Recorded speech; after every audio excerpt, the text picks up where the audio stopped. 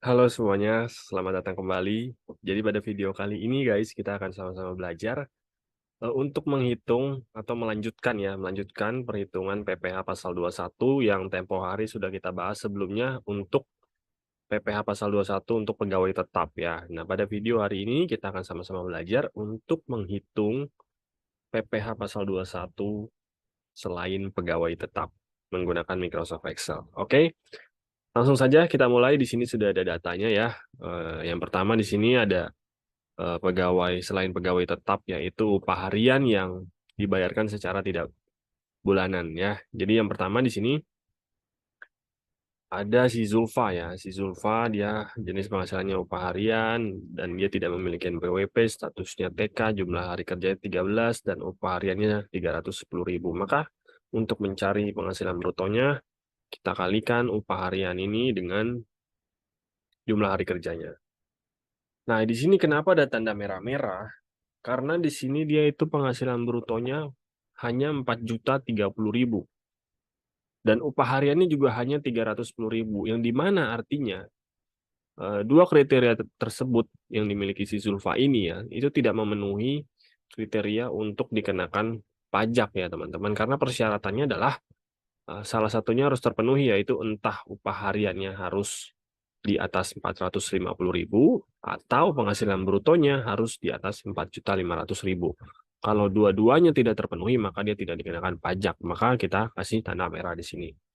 Oke, jadi yang ke samping ini nggak usah dilanjutin lagi perhitungan si Zulfa ya, karena dia udah pasti tidak dikenakan pajak gitu. Selanjutnya yaitu yang kedua, si Amet. Nah, kita hitung dulu nih penghasilan brutonya berapa. Dia di sini upah hariannya itu 420.000, artinya dia di bawah 450 ya. Sebenarnya tidak memenuhi kriteria juga nih, tapi kita lihat dulu penghasilan brutonya. Maka kita kalikan di sini upah hariannya dengan jumlah hari kerjanya.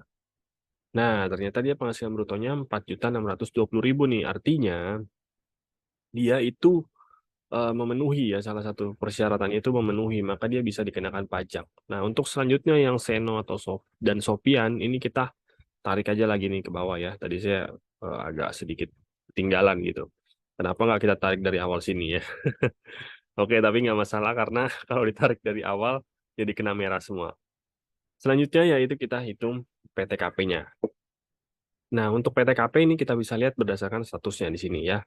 Nah, di sini si Ahmed itu K0 dia. Berarti kalau K0 itu PTKP-nya 54 juta ditambah dengan 4.500.000 status kawinnya ya. Maka PTKP-nya 58,5. Sementara yang si Seno dia itu statusnya K1, kawin dengan tanggungan 1. Berarti PTKP-nya 54 juta ditambah dengan 2 dikali 4.500.000. Maka PTKP-nya adalah 63 juta. Dan yang terakhir di sini Sopyan, dia itu statusnya K3, kawin dengan tanggungan 3. Maka PTKP-nya sama dengan 54 juta ditambah 4 dikali 4.500.000. Maka PTKP-nya adalah 72 juta. Selanjutnya kita akan menghitung PTKP kumulatifnya. Ini yang akan kita gunakan sebagai pengurang nanti ya untuk bisa mendapatkan penghasilan kena pajak. Nah, cara menghitung PTKP kumulatif adalah dengan cara sama dengan PTKP yang ini kita kalikan dengan jumlah hari kerja, lalu kita bagi dengan 360. Maka dapatlah PTKP kumulatifnya. Yang ke bawah tinggal kita tarik aja ya. Nah, sudah dapat, baru kita bisa mendapatkan penghasilan kena pajaknya. Untuk penghasilan kena pajak, kita hitung dengan cara sama dengan penghasilan bruto dikurangi dengan PTKP kumulatif. Yang ke bawah juga tinggal kita tarik. Nah, sudah dapat nih penghasilan kena pajak. Selanjutnya kita tinggal hitung berapa pajaknya. Yang pertama yaitu tarif jika dia mempunyai NPWP ya. Seperti biasa 5%. Maka kita bisa mendapatkan PPh pasal 21-nya yaitu 5% dikalikan dengan penghasilan kena pajaknya. Yang ke bawah tinggal kita tarik saja seperti ini. Oke, nah di sini ada tarif untuk yang non-NPWP. Nah, untuk yang non-NPWP ini maka dikenakan tarif tambahan sebesar 20% ya teman-teman. Nah, kita bisa lihat di sini. Ini non NPWP ya, maka kita bisa letakkan di sini 120%. Sementara yang bawahnya ini ada NPWP, jadi nggak perlu. Nah, yang paling bawah ini juga dia non NPWP, maka kita bisa ketikkan di sini 120%. Lalu kita kalikan. PPh pasal 21 yang ini kita kalikan dengan 120%. Nah, yang ke bawah tinggal kita tarik aja seperti ini, lalu ini kita bisa dilihat. Maka kita sudah menemukan ya PPh pasal 21 untuk upah harian yang dibayarkan secara tidak bulanan. Selanjutnya kita masuk ke selain pegawai tetap lainnya. Nah, di sini yang pertama itu ada Novianti, dia itu jenis penghasilannya adalah notaris. Dia punya NPWP, penghasilan brutonya 25 juta. Nah, untuk notaris ini, DPP-nya itu perlu dikali 50% ya, teman-teman. Jadi kita kalikan dulu, ini penghasilan bruto, kita kalikan dengan 50%.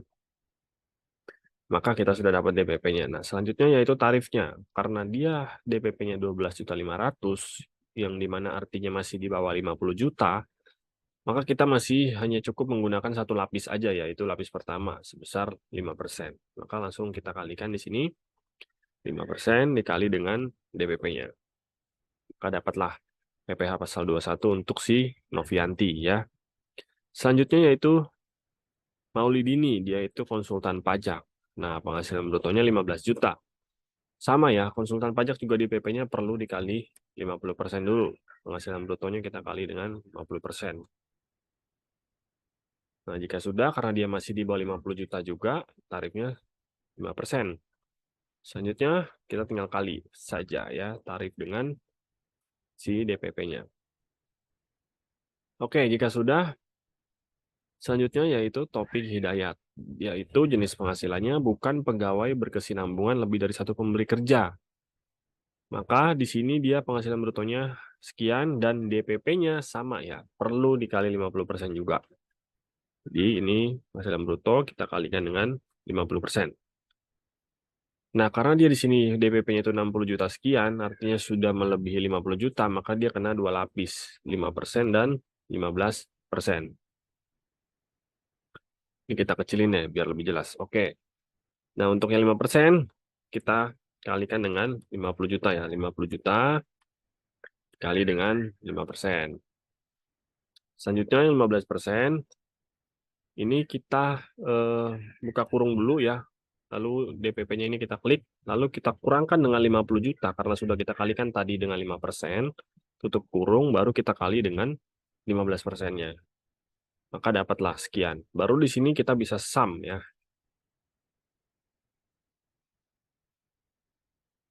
Oke.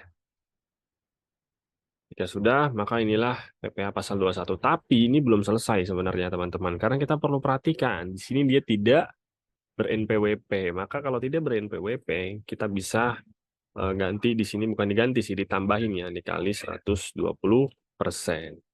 Maka dapatlah PPh pasal 21-nya 4.862 sekian. Selanjutnya yaitu Edi Rahmanto. Nah, untuk Edi Rahmanto ini, dia di sini kan jenis penghasilannya itu adalah komisaris yang bukan sebagai pegawai tetap. Nah, untuk komisaris ini, dia ini udah different cake ya, teman-teman. Different cake dalam arti, ini udah berbeda kasus dengan yang tiga sebelumnya tadi. Kalau tiga sebelumnya tadi itu kan DPP-nya itu 50% dari penghasilan bruto. Nah, sementara untuk komisaris ini, DPP-nya tidak perlu dikalikan 50%. Jadi langsung saja kita sama dengan kita ambil angka dari penghasilan brutonya. Nah, dia di sini kan 95 juta ya DPP-nya. Berarti dia kena dua lapis. Pertama 15% dan yang kedua 15%. Oh, sorry, yang pertama 5%, yang kedua 15%. Oke, jadi yang 5% ini seperti biasa kita kalikan dengan 50 juta ya. 50 juta dikali dengan 5%. Nah, untuk yang 15% itu sisanya, yaitu kita buka kurung dulu, lalu 95 juta kita kurangkan dengan 50 juta yang sudah tadi kita kalikan dengan 50%, dengan 5% maksudnya. Baru tutup kurung dan kita kali dengan si 15%-nya. Enter. Nah, baru kita tinggal jumlahkan di sini ya. Sum. Maka didapatlah PPh pasal 21 untuk si Bapak Edi Rahmanto. Kita perhatikan lagi, dia di sini, oh dia ber-NPWP, jadi tidak perlu kita kali 120%. Selanjutnya yaitu Intan. Intan dia peserta kegiatan. Dia pemenang lomba video pendek dalam rangka hari ulang tahun perusahaan. Dia ber-NPWP dan kalau peserta kegiatan sama ya dengan komisaris, tidak perlu dikali 50% PP-nya. Langsung saja kita ambil dari penghasilan bruto. Nah, di sini dia kan 125 juta, berarti kena 2 lapis juga. 5% dan 15%. Seperti biasa, yang 5% kita kalikan dengan 50 juta. Selanjutnya yang 15%, yaitu sisanya ya, 125 dikurang dengan 50 juta, baru dikalikan dengan si 15%-nya. Nah, maka ini tinggal kita sum ya, karena di sini si Intan ber-NPWP. Oops, sorry. Kita sum, karena kita dapat PPh pasal 21 untuk si Intan ya. Selanjutnya yaitu Bagas. Ya, ini jenis penghasilannya penerima pesangon sekaligus. Nah, untuk pesangon ini juga sama ya, tidak perlu dikali 50%, langsung saja diambil dari penghasilan brutonya. Dan untuk pesangon, di sini ada tarif khusus ya. Dia tidak pakai tarif progresif seperti yang lain, tapi dia ada tarif progresif sendiri, yaitu dari 0 sampai 50 juta, dia kena tarifnya 0%. Lalu dari 50 juta sampai 100 juta, dia kena tarifnya 5%. Dan dari 100 juta sampai 500 juta, dia kena tarifnya 15%. Lalu di atas 500 juta, dia kena tarif 25%. Nah, karena di sini si Bagas ini penghasilannya 155 juta sekian, maka dia kena 3 lapis ya. Yang pertama kan 0% dikalikan dengan 50 juta. 50 juta kali 0%. Maka dia hasilnya 0. Lalu yang kedua, yaitu 5%, kita kalikan dengan 50 juta juga. Karena kan tadi 5% itu untuk penghasilan dari 50 juta sampai 100 juta ya. 50 juta kali dengan 5%. Maka sisanya yaitu si 15% ini kita kalikan dengan, kita buka kurung dulu, kita klik DPP-nya, lalu kita kurangkan dengan yang sudah tadi kita pakai ya di atas, yaitu totalnya 100 juta. 100 juta dari mana? Tadi kan 50 juta yang pertama itu kita kali dengan 0%, lalu 50 juta kedua kita kali dengan 5%. Nah, maka sudah terpakai 100 juta kan? Nah, maka baru kita kurangkan DPP-nya dengan si 100 juta, lalu kita kali dengan 15%. Maka dapatlah sekian. Karena dia ber-NPWP, jadi kita langsung sum saja ya. Kita jumlahkan dari 3 lapis ini. Maka didapatlah PPh pasal 21 terutangnya 10.700.000 sekian. Nah, selanjutnya yaitu Pak Budi Santoso. Dia itu bukan pegawai yang menerima penghasilan berkesinambungan lebih dari satu pemberi kerja. Nah, dia di sini tidak memiliki NPWP ya. Nah, untuk kasusnya jenis penghasilannya si Pak Budi ini sama seperti yang notaris dan kawan-kawan tadi, yaitu kita perlu DPP-nya itu dikali 50% dulu. Oke, 50% dikalikan dengan 12.500.000. Kali dapatlah DPP-nya 6.250.000. Nah, karena dia di bawah 50 juta, maka kena tarifnya 5% saja ya, lapis pertama. Lalu kita tinggal kalikan ya.